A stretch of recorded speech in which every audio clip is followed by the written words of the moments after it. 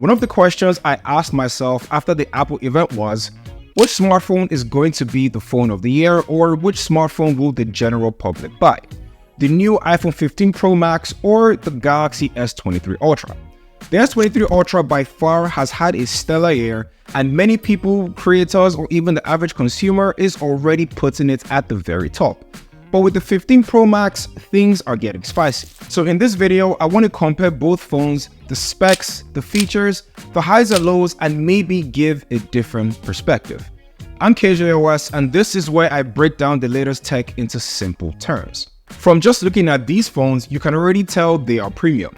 The S23 Ultra is 6.8 inches tall, an aluminum frame, and it is protected with Gorilla Glass Victus 2 on the front and on the back. The corners are slightly rounded, making it easier to hold this phone without a case.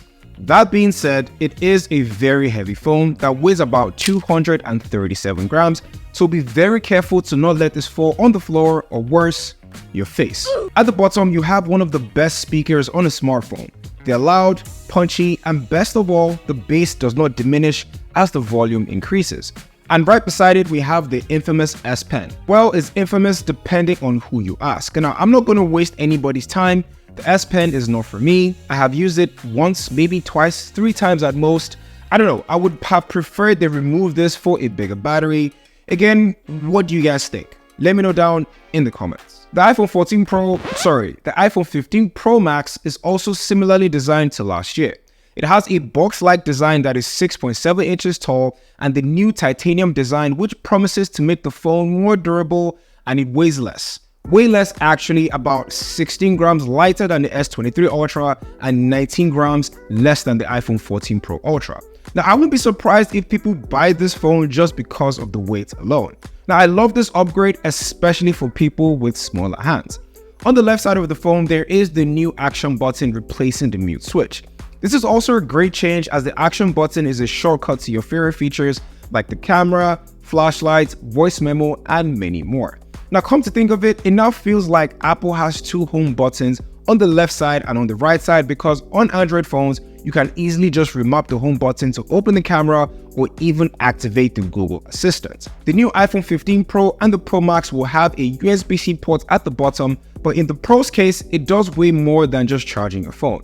Apple says the 15 Pro is the first phone with over 10 gigabits of transfer speed because it has USB-C 3 instead of USB-C 2 on the regular iPhone 15. And this boggles my mind, and yes, I understand the 15 Pro is a Pro phone, but why didn't just the regular 15 have USB-C 3? I mean, sure, most people won't even care or know the difference, but it could easily have been done. One thing that flew under the radar during the Apple event is the display. There was no mention of an upgrade, so it's safe to assume the display is exactly the same from the 14 Pro Max. Either way, the displays on both these phones are great. They both have an LTPO panel allowing for better battery management, and on paper, there are 2 things that one has over the other. The first is the S23 Ultra has a QHD+ display, and the second is the brightness. The 15 Pro Max has a max brightness of 2000 nits to the S23 Ultra's 1750. And while it's higher, I noticed when watching videos on YouTube or Netflix, the S23 Ultra appeared brighter and sustained that brightness for a longer period of time. Should that be a big deal for a lot of people? I personally don't think so, and basing off the 14 Pro Max display, I think both of them do a pretty good job. However, if I had to choose one to consume content, it'll be the S23 Ultra because it doesn't have the dynamic island that is very intrusive, and I know some people may argue you notice it less the more you use it, which is true, but the S23 Ultra just has a cleaner look. Where there is a huge change, of course, is with its performance. They announced the new A17 Pro for the 15 Pro Max, and it feels like Apple is pushing this towards mobile gaming. Mobile gaming is not for me, but there is an audience for it, so it makes sense. They also said the 15 Pro Max will be able to play console gaming. I am not entirely sure about that, but I'd love to test it out and see it for myself. It also goes to show that they have sorted out the heating issues, and I reckon the new titanium build helps with that. Apart from gaming, the A17 Pro's GPU is 20 times faster, which boosts performance and productivity. The S23 Ultra has the very powerful Snapdragon 8 Gen 2 chip made for Galaxy. And in the last 7 months, there hasn't been no drop-offs in performance, no hiccups, no stutters, or any of the sort. And the S23 Ultra is more of a productivity tool than the iPhone. And when you think of multitasking, what comes to your mind? Is the S23 Ultra, at least for me. Now, I don't even like the S Pen, but having it at my disposal is a nice to have. With the huge display, having two apps open at the same time is a great option if you're watching, say, football on one end and you want to keep being on Twitter or X or whatever it's called nowadays. Or just simply swiping left or swiping right to go back is essential for a smartphone. These are just a few things the 15 Pro Max cannot do at the moment. However, with other Apple devices, the iPhone becomes a very powerful tool when paired with your MacBook or your AirPods or your Apple Watch. The ecosystem comes alive and delivers a seamless workflow that is hard for most people to get out of. Okay, battery life on the 15 Pro Max is not available on the Apple website. It just says it has an all-day battery. I checked other websites and it is the same.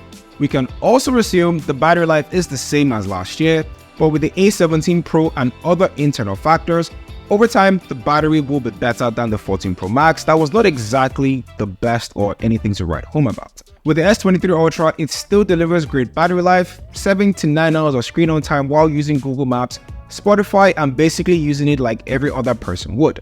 I'll be testing these out as soon as I get the phone in the studio. Moving to the cameras, the S23 Ultra has 4 cameras with a 200 megapixel sensor. It was a huge deal when it came out, but now I can say the novelty has worn off. Now with the iPhone, there is a huge upgrade with 7 different focal lengths: macro, ultra wide, a 24mm, 28, 35, 48 for telephoto, and a 120mm. The 120 is a 5x optical zoom, and from just the event alone, I cannot wait to try this out. It obviously won't replace a dedicated lens from Sigma or Sony, but it'll do the job. The camera comparisons are gonna be lit. So without a doubt, you cannot go wrong with any of these phones. They both offer a unique feature or a different perspective, and if you're in the Apple ecosystem and you want to try something different, by all means, switch to the S23 Ultra. But if you're stuck within the ecosystem or you're just satisfied, then don't let others bully you or tell you otherwise. It's your money and your decision. Anyway, what do you guys think of the iPhone 15 Pro Max? Will this be better than the S23 Ultra? Let me know down in the comments. And as usual, subscribe if you got any value from this, and like this video as this goes a long way for me. Thank you guys for watching. My name is KJOS, and I will catch you guys in the next one.